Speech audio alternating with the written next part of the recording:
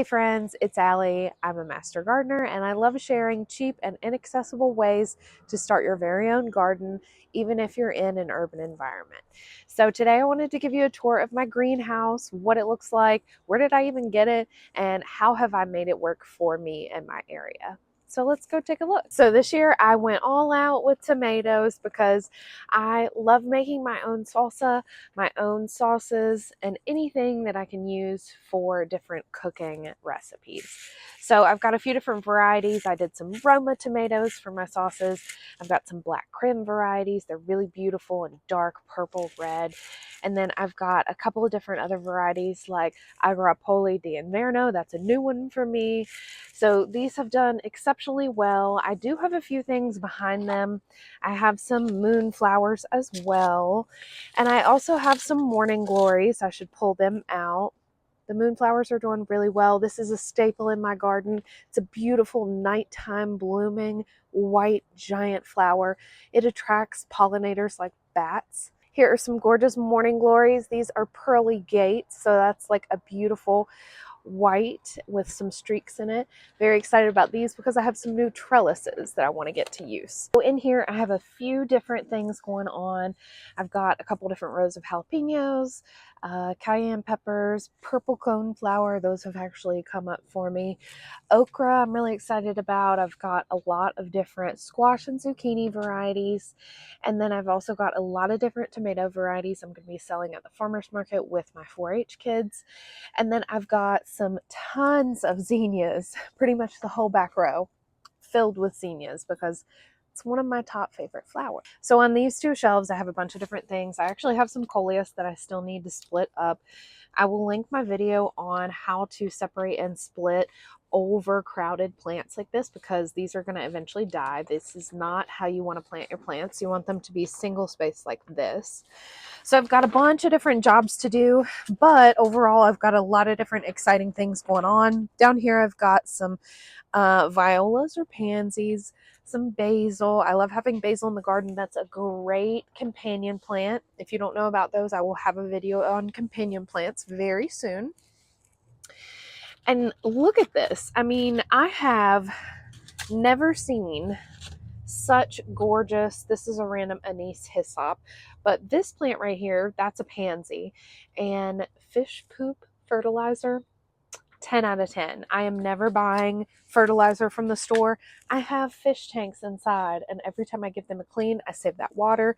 I usually fertilize. I've got some echinacea, purple coneflower coming up, some mixed bell peppers, some more jalapenos, some basil. These are already separated out. If you watch my video on how to separate coleus, this is how I did it, and they're thriving. This is about 3 days later. So this side of my greenhouse has a lot of different things going on as well. More okra, some birdhouse gourds, which these are very fun to grow, especially if you have kids. Some cucumber, these are spring burpless varieties. Some things that haven't come up yet. Down here I've got some basil. This basil definitely needs to be broken up just a wee bit. And then I have a couple different things of milkweeds. They are very happy, and I'm very happy. And then over in here, I'm very excited. I've got some sage that has popped up. These are some soil blocks that I've started to do, and I really love soil blocks over anything else. You just can't let them sit in water. And then I've got some more marigolds. These are doing really well. This is another tray that I use for soil blocking. I'll have a video on soil blocking later. I've got some more tomatoes, Roma, and the early girl hybrids. And then just some random odds and ends. I do have some nasturtium coming up down here.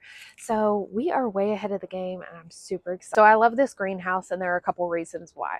I had it as a present about 2019. I bought it. The plastic that came with it, because it's an Amazon brand, only lasted about 2 to 3 years, which is a good amount of time.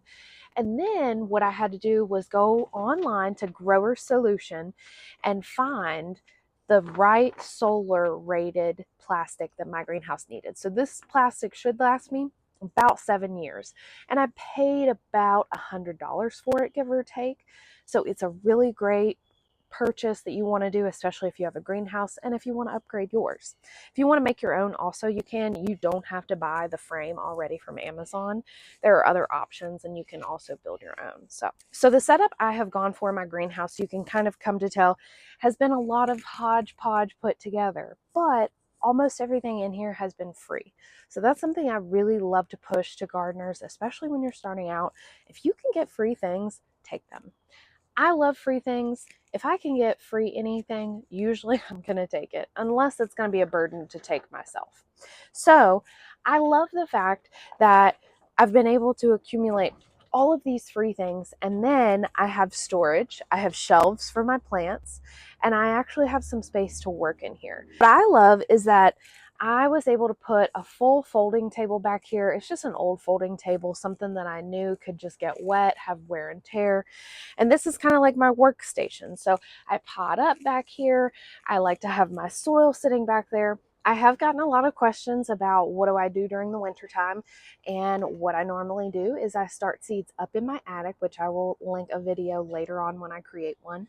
And then once the seeds have gotten to a certain height, I usually bring them out here, and that can be in January. And when I say January, I'm in zone 8A, so we can get into the 20s. We're usually about the 30s. If we have a crazy ice storm, it can get colder, but keep in mind, you can see that my greenhouse is in direct sun. So that is a good thing, but it's also a bad thing for my summertime, because my summertimes here get 100, 110 degrees plus humidity. Greenhouses can really kill your plants. So a lot of my plants are out after about May to June. Once I'm able to plant things out in the ground, I'm not leaving things in here because it gets way too hot. And I don't have the time to make sure that they're not dying between a daily watering, because sometimes even daily watering is not enough in the middle of summer for a greenhouse. A good thing to keep in mind with greenhouses is that it's going to be about 10 to 20 degrees warmer than your outdoor environment, maybe even more. A couple of nights we have had a couple of drops in temperatures, about 30 to 40 degrees, and everything has been perfectly fine. The one thing that I will caution you against is if you are like me and use any tables or shelves that are actually going to sit right at the bottom of the ground level and they're touching the ground almost, those shelves are not a great spot to put any of your plants because they are touching the soil. And if anything frosts, it's going to be those at the bottom and it's going to kill them. So keep that in mind. I have learned from experience and it's okay. But once it warms up, you can use all of your shelves. I hope this was a fun and helpful tour of my greenhouse. If you have any questions about do's or don'ts, what do I do, what do I not do, and then how and why I went and bought my own plastic, where you can also get that plastic, I will include in the comments below. And if you have any other input that you would love to share with us in the garden community, I always welcome comments and I love hearing from you. Thanks for watching, and I'll see you next time.